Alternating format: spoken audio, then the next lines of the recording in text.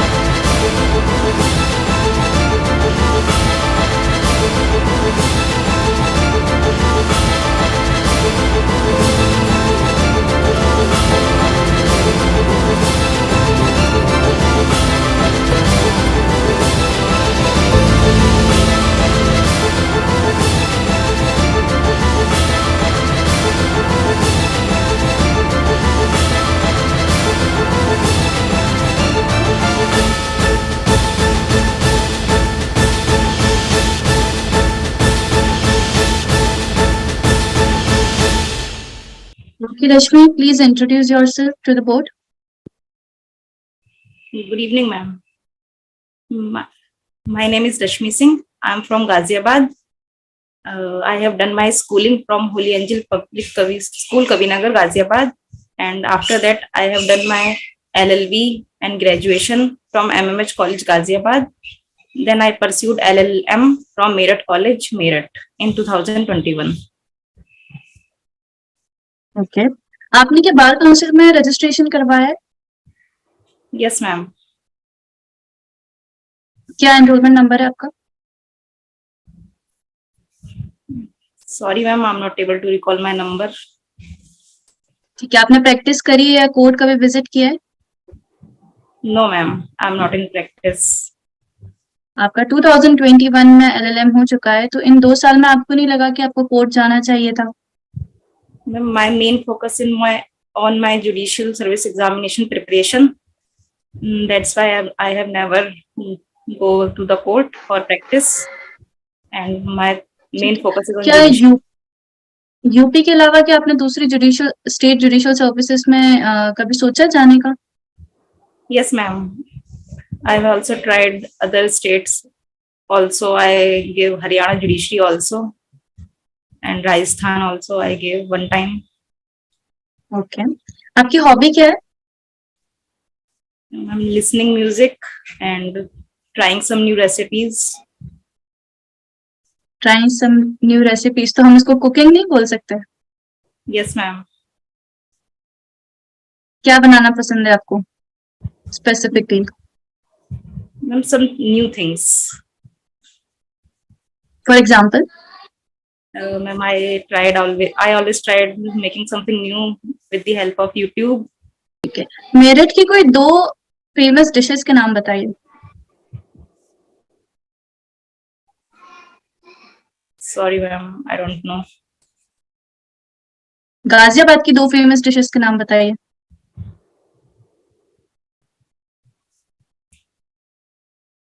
Chili potato and noodles. ये तो सभी जगह मिलती है, गाजियाबाद की फेमस डिश तो नहीं हुई.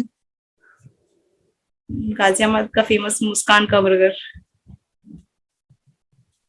चलिए ठीक है, हम लॉ की बात करते हैं. आप ये बताइए कि 357 हम जानते हैं कॉम्पनसेशन की बात करता है सीआरपीसी में, क्या इसके बाद कोई अमेंडमेंट आए और कोई नए सेक्शंस ऐड हुए हैं related to compensation? Section 357A is amended, inserted in 2009, which provide for victim compensation scheme. And 357A, B and C both. कौन से अमेंडमेंट से ऐड हुए हैं ये? By the Amendment Act of 2008. Are you sure? Yes, ma'am. ठीक है, आप ये बताइए कि ट्रायल का ऑब्जेक्ट क्या होता है? ट्रायल क्यों की जाती है? To prove whether a person is guilty or not. It leads to the acquittal or conviction of a person. पर इन्वेस्टिगेशन का ऑब्जेक्ट क्या होता है? Investigation is conducted by the police to collect evidence. ठीक है, आप ये बताइए कि सीपीसी में रिवीजन किन ग्राउंड्स पर किया जाता है? With relevant provision. In revision is provided under section 115 of CPC. It is done on the ground when the inferior court has exercised the jurisdiction not vested in him, or when the subordinate court acted in excess of the jurisdiction vested in it, or when it acted in jurisdiction with material irregularity. ठीक है, last question है मेरा कि ये बताइए कि A B को kidnap कर कर नेपाल ले जाता है इस इंटेंशन से कि वो किसी टेम्पल में उसको सेक्रीफाइस कर दे. क्या यहाँ पर ए ने कोई ऑफेंस कमिट किया है?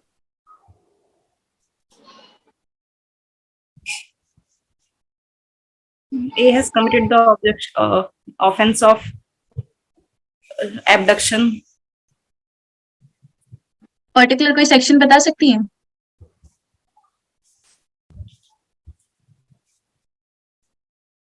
Sorry, ma'am. Okay, thank you so much. हाँ मैडम, आप ये बताइए, सारे जहां से अच्छा हिंदुस्तान हमारा, ये जो गीत है वो किस कवि ने लिखा है? Sir Shri Bankim Chandra Chattopadhyay ji. Are you sure? Yes, sir. Okay. What is the difference between liberty and freedom? Can you narrate the preamble as it is verbatim? Yes, sir. So it states Yes, that you may continue. we, the people of India, having solemnly constituted India into a sovereign, socialist, secular, democratic republic, and to secure to all its citizens justice, social, political, and economic, and liberty of freedom, thought, expression, belief, and faith, and freedom opportunity. शब्द उसमें, freedom शब्द कहीं आया है क्या? Freedom शब्द कहीं है क्या इसमें No, sir. प्रियम्बल में? No, sir. ओके, आप ये बताइए, what is the difference between amendment of the constitution and review of the constitution? So amendment is provided under Article 368 of the Constitution, and for this a bill has to be introduced in both the houses of the Parliament, and it is to be passed by both the houses by special majority. And in case if it relates to the change in federal structure, then it is to be passed also ratified by more than half state. And in review, the court has the power to re-examine its own judgment if there is an error or accidental slip on the judgment. Okay. Once a judgment is pronounced, the court becomes functus officio. ये एक statement है. Once a judgment is pronounced, the court becomes functus officio. इसका क्या exception है CPC में, CPC के reference से? Sir, if there is an accidental slip or arithmetical error, then the court has the power to recorrect it. उसके लिए proper wording क्या है सीपीसी के अंदर? रिकलेक्ट जो आपने शब्द बोला है ना, उसके लिए किस धारा के अंदर ऐसा किया जा सकता है? So it's under section 152. 52? 152. तो एक और सेक्शन भी है, 114 सेक्शन है. 114 किसके बारे में कहता है? So it's about review. Review, Review, sir. हाँ, review. On which ground review can be done? Sir, if the person is aggrieved by the judgment, order, or decree of the court, then or if there इसके is लिए any other, CPC में कौन सा order है? इसके लिए CPC में order कौन सा है? sir, order 47. ऑर्डर 47 में 3 बातें क्या कही गई है? Sorry, sir, I'm not able to recall right now. Order 47 पर लीडिंग केस कौन सा है? Sorry, sir. Okay, my last question कि एक डीटीओ किसी बस ऑपरेटर की बस को टैक्स के बकाया के रूप में सीज करता है और उनको एक नोटिस देता है कि आप टैक्स भर दीजिए, अन्यथा हम आपकी गाड़ी को सीज कर देंगे। उस बस ऑपरेटर परमानेंट इंजंक्शन का दावा लाता है और साथ में टेम्परेरी इंजंक्शन भी पेश करता है। आप एज ए जज उस टेम्परेरी इंजंक्शन की एप्लीकेशन को स्वीकार करेंगे या खारिज करेंगे, और उसके रीजन क्या होंगे? So temporary injunction can be granted only on 3 grounds. If there is balance of favor in the balance of convenience is in the favor of the plaintiff, and if there is an irreparable loss caused to the plaintiff which cannot be compensated in terms of money, and prima facie case is also in favor of the plaintiff, then I can grant temporary injunction to the aggrieved. नहीं, given facts के अंदर आप TI grant करेंगे या reject करेंगी? Sir, I will grant temporary injunction as the party is likely to suffer from any loss, and thus in order to prevent that loss, I will grant injunction to the party.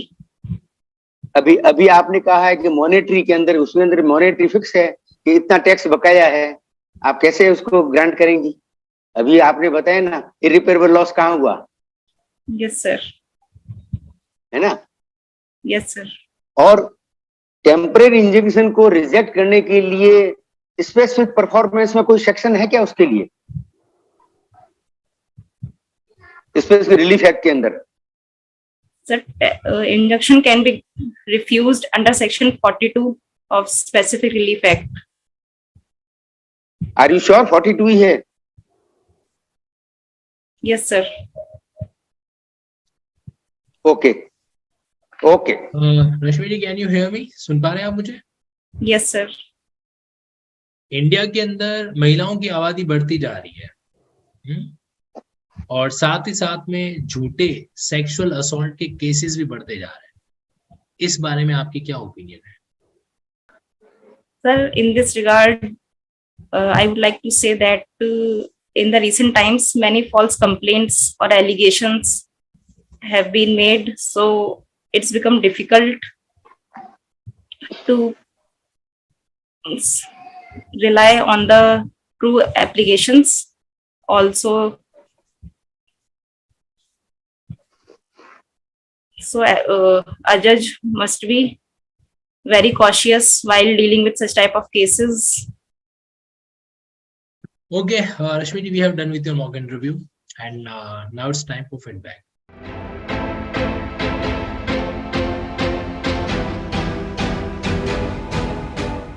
तो आपका interview चला 15-20 minute तक, और वो जो observation है वो आपको बताना चाहता हूँ, और आई होप आपने भी कुछ पॉइंट्स को नोट किया होगा अपने बारे में कि कहाँ Yes, कहाँ sir. पर आप थोड़ा सा गड़बड़ी कर रहे थे। देखो, you are very quite confident person, और एकदम स्माइल और प्लीजिंग एटीट्यूड है आपका, और कहीं कहीं मुझे लगता है कि such thing should be part of judicial system. आप जैसे कैंडिडेट जो है जुडिशियल सिस्टम के पार्ट बनने चाहिए, राइट? मतलब जिस तरीके से आपकी जो लॉ पे जिन टॉपिक्स के बारे में आप जानकारी रखते हैं, चाहे वो विक्टिम कंपेंसेशन स्कीम हो, चाहे वो आपका रिवीजन हो, ऑब्जेक्ट ऑफ ट्रायल हो, ऑब्जेक्ट ऑफ इन्वेस्टिगेशन हो, वगैरह वगैरह, good thing. But at the same point of time कुछ ऐसी बातें हैं जहां पर इंप्रूवमेंट की गुंजाइश है। सबसे पहले तो मैं एंड वाले क्वेश्चन से स्टार्ट करूंगा, जहां पर मैंने आपसे आपकी ओपिनियन पूछी। जब मैंने कहा कि इंडिया में महिलाओं की आबादी बढ़ती जा रही है और इसलिए जो है झूठे सेक्सुअल असॉल्ट के केसेस भी बढ़ते जा रहे हैं, तो आपको अपने आंसर में ना डिसएग्रीमेंट शो करना चाहिए था कि sir, with due respect to this statement, but I am completely disagree with this statement because sir so and so so and so so and so, फिर जो भी आपके रीजन, क्योंकि ये एक नेगेटिव स्टेटमेंट था, है ना। महिलाओं की आबादी बढ़ने से सेक्सुअल असॉल्ट के झूठे केसेस बढ़ जाएंगे, है ना। ये एक नेगेटिव स्टेटमेंट था। तो यहाँ पर आपको क्या करना चाहिए था, इस बात को इस तरीके से रखना चाहिए। एक्चुअल में आपने क्या कर दिया कि अब जज को क्या करना चाहिए वो आपने बताना शुरू कर दिया कि Yes, अगर sir. ऐसा होता है तो क्या होना चाहिए। ये इसका सेंस नहीं था। ओके, मैंने रेमेडियल मेजर्स नहीं पूछे थे, मैंने सिर्फ आपकी ओपिनियन पूछी कि इसके बारे में आपका क्या मानना है, ये कंसर्न था हमारा। ठीक है, तो जब ओपिनियन वाले क्वेश्चन आते हैं ना तो बी वेरी केयरफुल, वहां पर हमें अपनी बात बतानी है कि आप एग्री करते हो, नहीं एग्री करते हो, नहीं एग्री करते हो तो क्यों ऐसा आपको लगता है, एग्री करते हो तो क्यों ऐसा लगता है, दैट्स ऑल।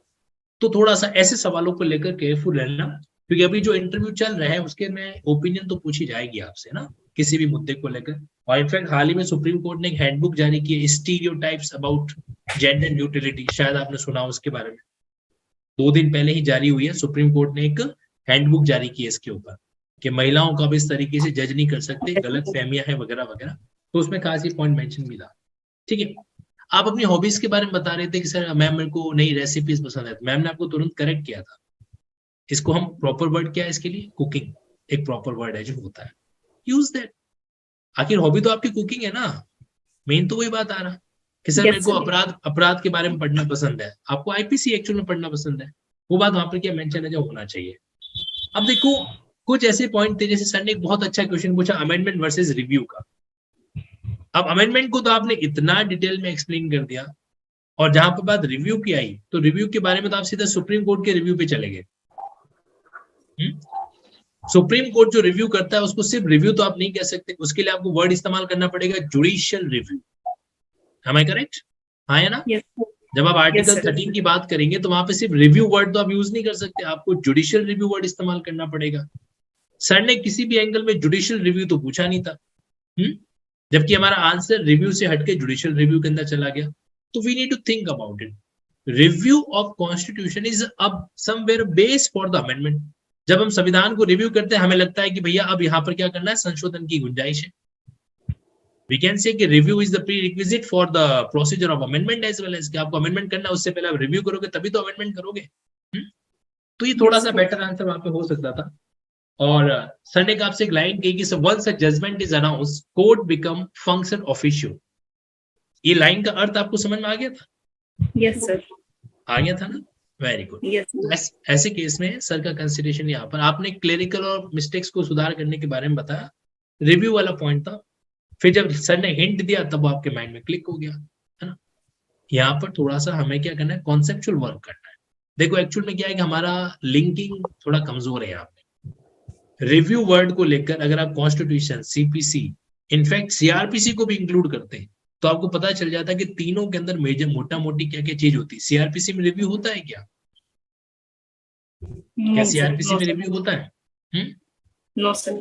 तो फिर वो जो 352 में 362 में जो क्लेरिकल एरर ठीक करता है वो कैसे करता है, वो कौन सी प्रोसेस है?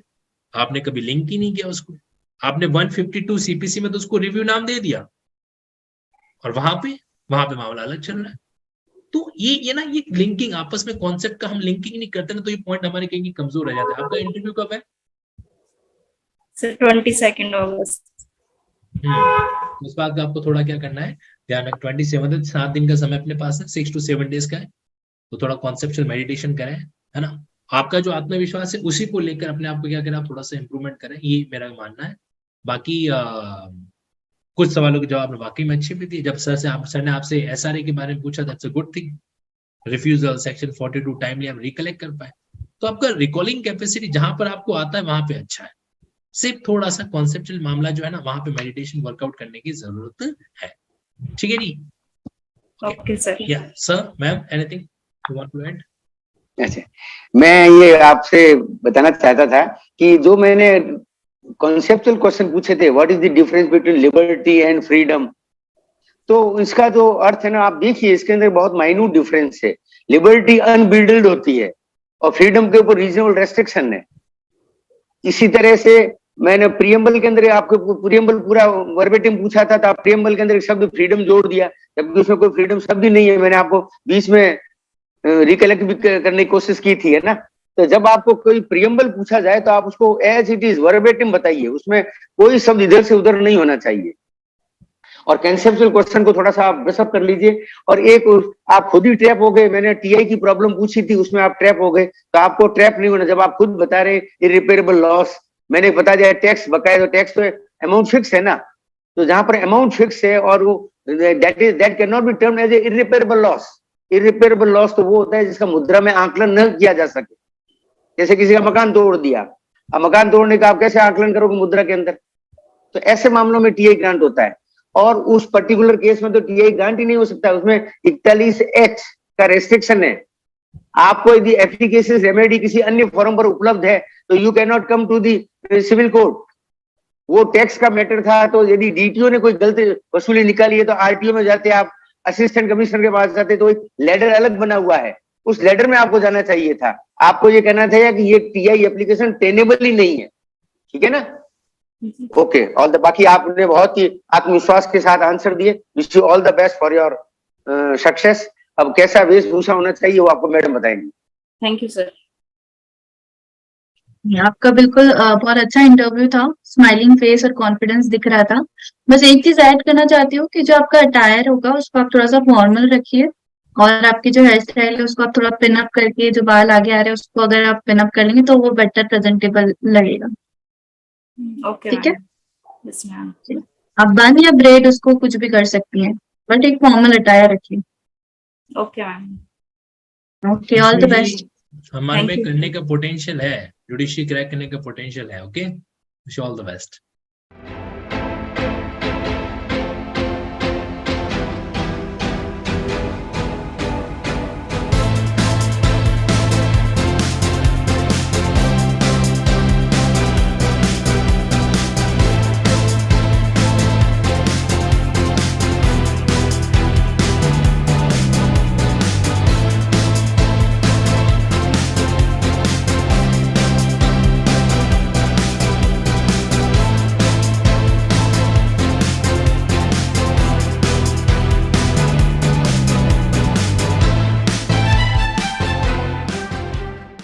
Unacademy. Let's crack it.